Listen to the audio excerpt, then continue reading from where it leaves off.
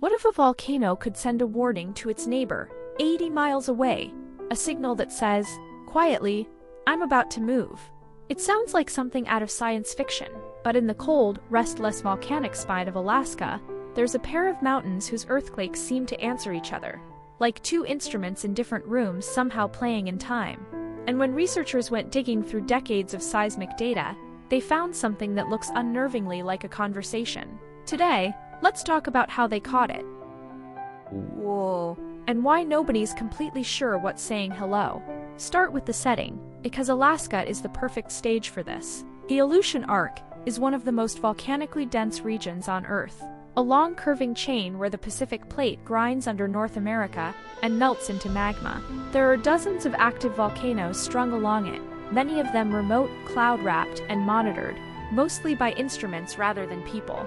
Two of these volcanoes sit roughly 80 miles apart, and for a long time, nobody would have thought to connect them.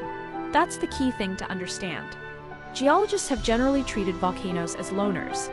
Each one is assumed to have its own plumbing, its own magma reservoir, its own moods. The idea that one could feel what another is doing across that much distance runs against decades of default assumption.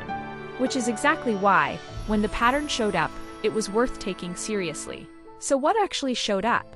When scientists say two volcanoes appear to be coupled, they don't mean one erupts, and the other erupts a second later, like dominoes.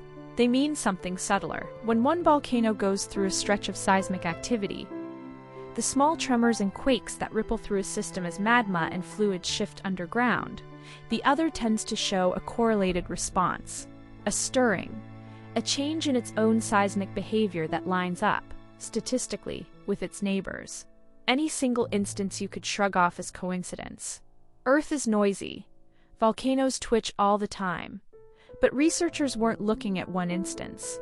They combed through long-term seismic records stretching back years, and they ran the kind of statistical analysis designed to ask a cold question.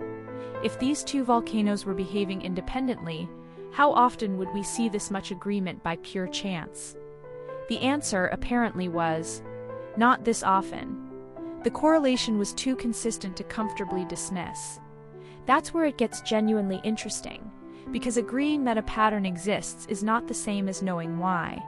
And here the field splits into competing explanations. The first is that the two volcanoes tap into a shared deep magma source, some connected reservoir far down in the crust, so that pressure changes under one, or literally changes under both. The second is that stress travels through the solid crust itself. When one system shifts, it subtly alters the strain field around it, and that nudge propagates outward until it reaches a neighbor sitting on the edge of readiness. And the third is more like a trigger than a link, pressure waves or seismic energy from activity at one volcano, giving a small push to another that was already primed, already close to moving on its own. None of these is confirmed. They're not even mutually exclusive. The real answer could be a blend. The honest summary is that we can see the handshake, but we can't yet see the arm. If volcanoes 80 miles apart are already talking, every eruption we've predicted might have been missing half the conversation. And proving any of it is brutally hard for reasons that are worth sitting with.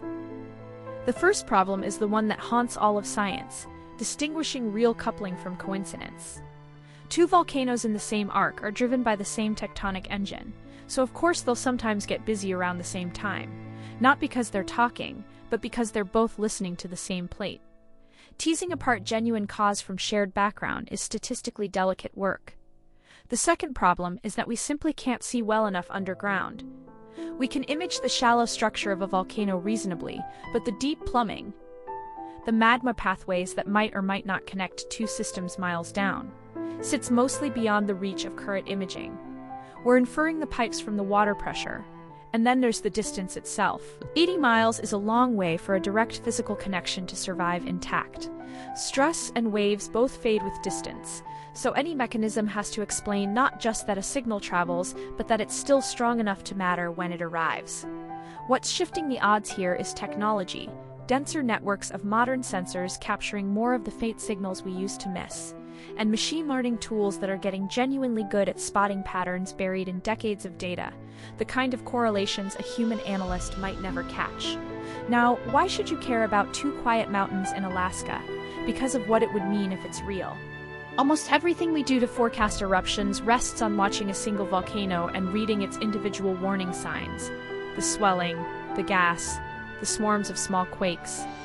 But if volcanoes can influence each other, then monitoring one could actually tell you something about the risk at another. A restless volcano might be a clue about its neighbor's state, not just its own. For the many places around the world where people live in the shadow of clustered volcanoes, and there are a lot of them, that could eventually reshape how hazard is modeled, turning a set of isolated risk assessments into something more like a connected map. We are a long way from that, but the possibility alone is a reason to keep listening. Because maybe that's the real takeaway here. We tend to imagine Earth as a collection of separate parts. This fault, that volcano, this fault line acting on its own. And the deeper we look, the more the planet seems to be networked in ways we're only beginning to detect. Two volcanoes 80 miles apart, apparently trading signals through rock we can't even see into. If that's happening there, it makes you wonder what other silent conversations the Earth is having all around us, in frequencies and timescales we simply haven't learned to hear yet. The open questions are still wide open. But that's the fun part.